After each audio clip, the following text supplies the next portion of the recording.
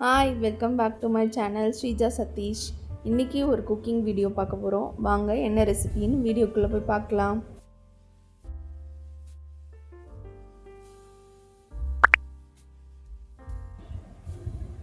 இன்றைக்கி முருங்கைக்காய் ரசம் எப்படி வைக்கலான்னு பார்க்கலாம். அதுக்கு ஃபஸ்ட்டு முருங்கைக்காயை நல்ல நீளமாக வெட்டிக்கோங்க.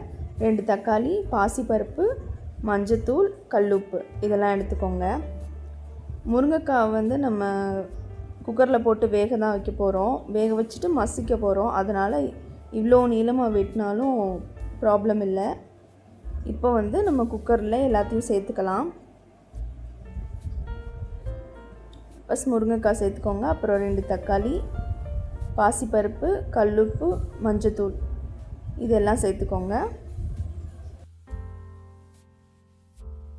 இது மூழ்கிற அளவுக்கு தண்ணி ஊற்றினா போதும்.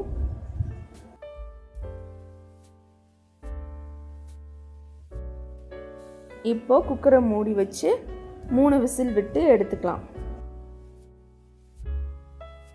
3 விசில் விடணும்.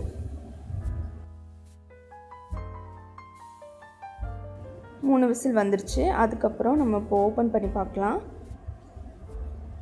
பார்த்திங்கனாலே தெரியும் எல்லாமே நல்லா வெந்திருக்கு. இப்போ இது எல்லாத்தையும் எடுத்து மசிச்சு எடுத்துக்கலாம். இப்போது வெள்ளைப்பூடு, மிளகு, ஜீரகம், மல்லி இருந்துச்சுன்னா வரமல்லி இதையும் எடுத்துக்கோங்க. இது எல்லாத்தையுமே இடித்து சேர்த்துக்கணும்.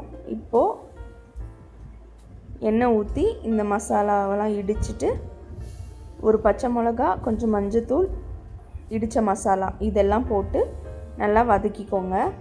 கொஞ்சம் பெருங்காயத்தூள் போட்டுக்கோங்க. இது நல்லா வதங்கி நல்ல ஒரு அரோமா வந்ததுக்கப்புறமா நம்ம சாறு எடுத்து வச்சோம்ல அதை நம்ம இதில் மிக்ஸ் பண்ணிக்கலாம். இது கூடவே கொஞ்சம் புளி தண்ணியும் சேர்க்கணும். இது எல்லாத்தையும் சேர்த்ததுக்கப்புறமா நல்லா இதை கலந்து விட்டுக்கோங்க. நம்ம ரசம்னா கொதிக்கிறதுக்கு முன்னாடியே அமுத்திடுவோம். ஆனால் இதை நல்லா கொதிக்க விட்டு எடுத்துக்கணும். அவ்வளோதான், நம்ம முருங்கைக்காய் ரசம் ரெடி ஆயிடுச்சு. முருங்கைக்காயில் நிறைய பெனிஃபிட்ஸ் இருக்குது. மிராக்கிளான ஒரு ஃபுட்டு. கண்டிப்பாக இந்த ரெசிபியை ட்ரை பண்ணி பாருங்கள். அப்படியே நம்ம சேனலுக்கு சப்ஸ்கிரைப் பண்ணிவிட்டு கூடவே இந்த பெல் பட்டனையும் கிளிக் பண்ணிடுங்க. Thanks for watching.